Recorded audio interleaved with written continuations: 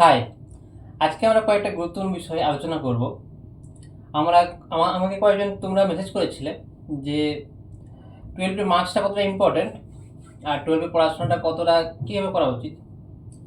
তো শুরু থেকে তোমাদেরকে বলা হয়েছে যে এখন বেসিক সায়েন্সে গ্র্যাজুয়েশনের ডিমান্ডটা কমে গেছে, কারণ তোমাদেরকে ওয়েস্ট বেঙ্গল বোর্ডে যেটা করা হয় যে গ্রামীণ, বেসিক্যালি আমরা চেষ্টা করবো আজকে ডিসকাস করা গ্রামের দিকে কী হয়ে থাকে রুরাল এরিয়াগুলোতে।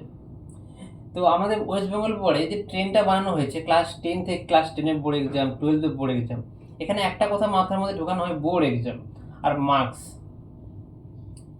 এই দুটোতে কেটে দেবে। বোর্ড এক্সাম এটাতে কেটে, মার্কসে কেটে নতুন জিনিস লিখবে, লার্নিং, নলেজ এবং আন্ডারস্ট্যান্ডিং। এই তিনটে জায়গাতে ফোকাস করা হয় না, লার্নিং, নলেজ এবং আন্ডারস্ট্যান্ডিং। তার কারণে তোমরা কোনো কম্পিটিটিভ এক্সামে ভালো রেজাল্ট করতে পারো না। এখন প্রশ্ন হচ্ছে তাহলে মার্কসটার ইম্পর্টেন্সটা কোথায়, এবং যেটা সবথেকে গুরুত্বপূর্ণ বিষয়, তোমাদের স্ট্র্যাটেজিতে তোমরা বোর্ডে ভালো রেজাল্ট করতে পারো, 460, 465 এরকম নাম্বার তোমরা ইজিলি পাও। আমার কয়েকটা স্টুডেন্ট ছিল যারা 460, 65 করে নাম্বার পেয়েছে। ফিজিক্স, কেমিস্ট্রি, বায়োলজি, ম্যাথে 93, 92, 85 করে ইজিলি তারা নাম্বার পায়, কিন্তু তারা ডাব্লিউবিজিতে 10,000 মধ্যেও র্যাঙ্ক করতে পারেনি। তাহলে একটা সবথেকে গুরুত্বপূর্ণ বিষয় সেটা ফোকাস করতে হবে যে তোমার যদি টার্গেট ইঞ্জিনিয়ারিং বা মেডিকেল পড়ার ইচ্ছা থাকে, বা তোমার বাড়িতে যদি 4 বছর পর বেশি পড়াতে পারবে না, তাহলে তোমাকে অবশ্যই ফোকাস করতে হবে কম্পিটিটিভ এক্সামে কোশ্চেন সলভ করতে হবে ডেলি। তাহলে তুমি ডাব্লিউবিজি, নিট এগুলোতে ভালো তুমি রেজাল্ট করতে পারবে, ভালো একটা ইঞ্জিনিয়ারিং কলেজ পাবে। কিন্তু এটা হবে না, তোমাদের ম্যাক্সিমাম 2 থেকে 3 জন তোমাদের ব্যাচে ইঞ্জিনিয়ারিং পড়বে, বাকিরা সবাই কলেজে ভর্তি হবে। তার জন্য আজকে যেটা আমরা ইম্পর্টেন্স ফোকাস করবো সেটা হচ্ছে ইন্সপায়ার স্কলারশিপ। তোমাদের ক্লাস 10-এ, ক্লাস 12-এর যে রেজাল্ট হবে সেই রেজাল্টের উপরে ভিত্তি করে ইন্সপায়ার স্কলারশিপ দেয় DST, department of science and technology. কী কারণ দেওয়া হয় না, এখানে কিছু ট্যালেন্টেড স্টুডেন্টকে এনকারেজ করার জন্য, বেসিক সায়েন্সে নিয়ে পড়ার জন্য এনকারেজ করার জন্য এই প্রোগ্রামটা হয়। তো ইন্সপায়ার স্কলারশিপ দেওয়া হয় 5 বছরের জন্য। তুমি বিএসসিতে আগে 3 বছর বিএসসি হতো, 3 বছর বিএসসি প্লাস 2 বছর মাস্টার্স, ব্যাচেলর প্লাস মাস্টার্সের জন্য ইন্সপায়ার স্কলারশিপ দেওয়া হতো। আগে মান্থলি 5,000 করে দেওয়া হতো, ইয়ারলি 60,000, এখন দেওয়া হচ্ছে ইয়ারলি টোটাল 80,000। তো বছরে 80,000 টাকা দেওয়া হয়। তুমি যদি একটা বেসিক সায়েন্সের উপর যদি একটা নর্মাল কলেজে তুমি যদি পড়াশোনা করো, তাহলে পাঁশকুড়া বনমালী কলেজ থেকে শুরু করে মেদিনীপুর অথবা যাদবপুর প্রেসিডেন্সি আছে, খরচ একটু বেশি হয়, কিন্তু এই টাকাতে তুমি ইজিলি 5টা বছর পড়ে নিতে পারবে। তো যাদের বাড়িতে টাকা নেই, চিন্তা যে আমাকে 4 বছর পরে কিছু করতে হবে, তো 5 বছর তুমি তো সরকার থেকে টাকা পাবে, সেন্ট্রাল গভর্নমেন্ট থেকে, ডিএসটি থেকে পাবে ওই ফান্ডটা। তাহলে যেটা বোঝানোর বিষয় আজকে, যে তোমরা 12th বোর্ডে যারা পড়াশোনা করছো ইতিমধ্যে, তোমাদের পক্ষে একটু টাফ ভালো র্যাঙ্ক করা জি অথবা নিট বা ডাব্লিউবিজিতে। কিন্তু তোমরা যদি ভালো করে গ্র্যাজুয়েশনে কন্টিনিউ পড়ো, তাহলে কিন্তু তোমরা আইআইটিতে যেতে পারবে। জ্যাম এক্সাম কোয়ালিফাই করে তুমি বায়োটেকনোলজি, ম্যাথ, ফিজিক্স, কেমিস্ট্রি সব কিছুতেই তুমি কিন্তু যেতে পারবে আইআইটিতে, এবং সেখানে মাস্টার ডিগ্রি করার পরে তুমি ইজিলি একটা ভালো, অনেক স্ট্যান্ডার্ড লেভেলে একটা জব পাবে এবং অপরচুনিটিস পাবে আরও হায়ার স্টাডিজ করার।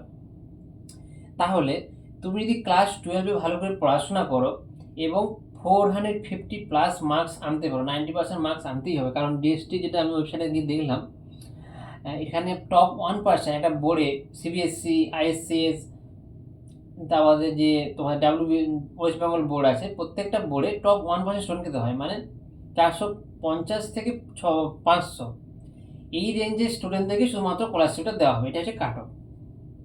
টপ 1% পাবে physics, chemistry, mathematics, biology, botany, zoology, statistics, geology এবং অ্যাস্ট্রোনমি, এই সাবজেক্টগুলোতে তোমরা যদি অনার্স করো, গ্র্যাজুয়েশন করো, তাহলে কিন্তু তোমরা 5 বছর কিন্তু এই ডিএসটি ফান্ডিং থেকে টাকাটা পাবে।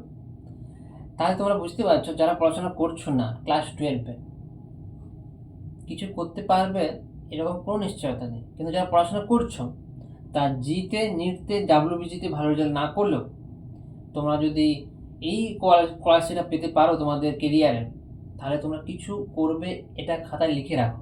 কারণ তুমি আর একটা স্টুডেন্ট নও, তুমি একটা scholar, all India scholar, inspire scholar হয়ে যাবে তখন তুমি। তাহলে তোমাকে ফোকাস করতে হবে এই সেমিস্টারে, 12-এর ফার্স্ট সেমিস্টারে 90% মার্কস আনতেই হবে। যদি না আসে সেটা মেক আপ দেওয়ার জন্য পরের সেমিস্টারে কিন্তু 94-96% মার্কস আনতে হবে। তাহলে কিন্তু ওভারঅল তুমি 90% মার্কস 450+ যে মার্কসটা হচ্ছে সেটা যদি ক্রস করতে পারো তুমি, তাহলে 5 বছর একটা টানা স্কলারশিপ পাবে, ইয়ারলি 80,000 করে, এবং যেটার থ্রু দিয়ে তুমি কিন্তু ইজিলি তুমি 5টা বছর ব্যাচেলর ও মাস্টার ডিগ্রি কমপ্লিট করে ফেলবে। এবং তারপরে আবার ফার্দার তুমি স্কলারশিপ পেয়ে যাবে। যদি তুমি নেট কোয়ালিফাই করো তাহলে তুমি জিআরএফ জুনিয়র রিসার্চ ফেলোশিপ পেয়ে যাবে, গেটের থ্রুতেও তুমি পাবে।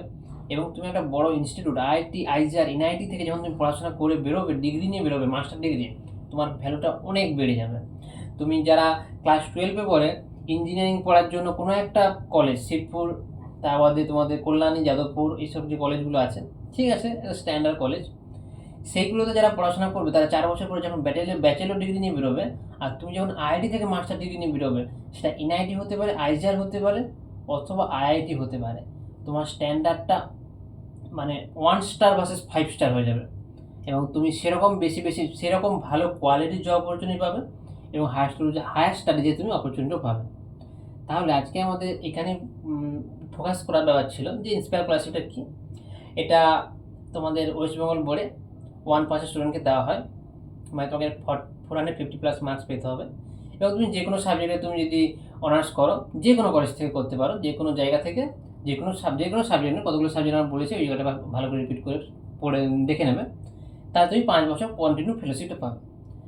স্কলারশিপটা কখন থেকে স্টার্ট হয়? তুমি যখন ফার্স্ট ইয়ারে জুলাইতে যখন ফার্স্ট ইয়ারে অ্যাডমিশন নেবে, ডিসেম্বরে ফর্ম ফিল আপ স্টার্ট হয়, এবং ঠিক জানুয়ারি ফেব্রুয়ারির দিক থেকে তোমরা স্কলারশিপটা পাওয়া শুরু করে যাবে, মানে একটা সেমিস্টার পর থেকে স্কলারশিপটা শুরু করবে। এবং ওই স্কলারশিপ পাওয়ার আগে তুমি স্বামীগত স্কলারশিপও নিতে পারো, কিন্তু ওটা নেওয়ার পরে রিনিউ করতে পারবে না। যেটা গুরুত্ব বিষয় যে তোমরা গ্রামের দিকে যারা ওয়েস্ট বেঙ্গল বোর্ডে তোমাদের যেভাবে ট্রেন করা হয় যে মার্কসটা ইম্পর্টেন্ট, তো সেই মার্কসের পেছনে তোমরা ছুটতে কী করছো, তোমরা কম্পিটিটিভ এক্সামে কিন্তু কোশ্চেন প্র্যাকটিস করছো না। তার কারণে তোমরা কম্পিটিটিভ এক্সামে ভালো রেজাল্ট না করতে পারো, এটা আমি শিওর যে আমাদের ওয়েস্ট বেঙ্গল বোর্ডটাতে যে বইগুলো বানানো হয়েছে, বইগুলোতে যথেষ্ট ডিটেলসে পড়ানো হয়। তার কারণে তোমরা অনেক বেশি নলেজ গেইন করতে পারছো সিবিএসসি বোর্ডের স্টুডেন্ট থাকতে, এবং যেটা তোমাদের কিন্তু কাজে লাগবে জ্যাম অথবা হায়ার স্টাডিজ যাওয়ার জন্য। তো আজকের টপিক এটাই। এর পরের দিন আমরা যেটা আলোচনা করবো সেটা হচ্ছে যারা ইঞ্জিনিয়ারিং পড়বে তারা কীভাবে স্মার্ট ট্রিক্স একটা নিয়ে আসবো, যেটা তোমরা ফলো করলে কিন্তু ইঞ্জিনিয়ারিং বা মেডিকেলে রানিং ইয়ারে তোমরা ক্র্যাক করতে পারবে। তারপর টপিকটা হচ্ছে আমাদের কীভাবে তুমি প্রাইভেট এবং গভর্নমেন্ট কলেজে ইঞ্জিনিয়ারিং পড়তে চাইলে কখন প্রায়োরিটি দেবে প্রাইভেট কলেজকে।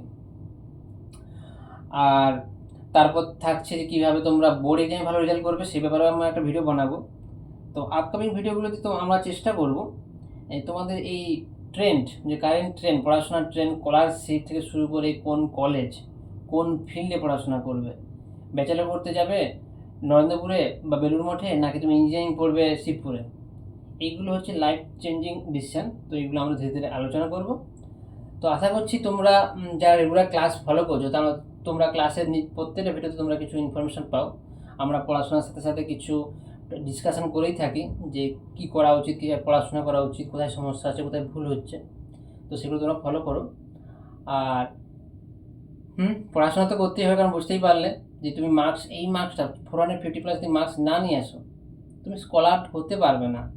তো একটা স্কলারের গুরুত্ব অনেক বেড়ে আছে। তো তুমি এখানেই ক্লাস 12-এ তুমি নিজেকে নামিয়ে দিলে। তো যারা পড়াশোনা করছো, যারা কালকে ইন্সপায়ার পাবে, কালকে তোমরা বাড়িতে বলবে আমি একজন স্কলার, কোনো বিটেক বা মেডিকেল স্টুডেন্ট নয়, আমি একজন স্কলার। তো নিজেদের স্বপ্নটাকে তৈরি করো। তো পিছিয়ে পড়ার কোনো ব্যাপার নেই। আমরা আমাদের গ্রামের দিকে অথবা পুরনো চিন্তাধারাতে পুরো ভারতবর্ষ পড়ে আছে, আর গ্রামের দিকে পড়াশোনাটা আরও পিছিয়ে আছে। তো আমরা ধীরে ধীরে এগোবো। তো সময়ের সাথে সাথে আমরা আমাদের লক্ষ্যে পৌঁছাবো। তো দেখা হচ্ছে পরের ভিডিওতে।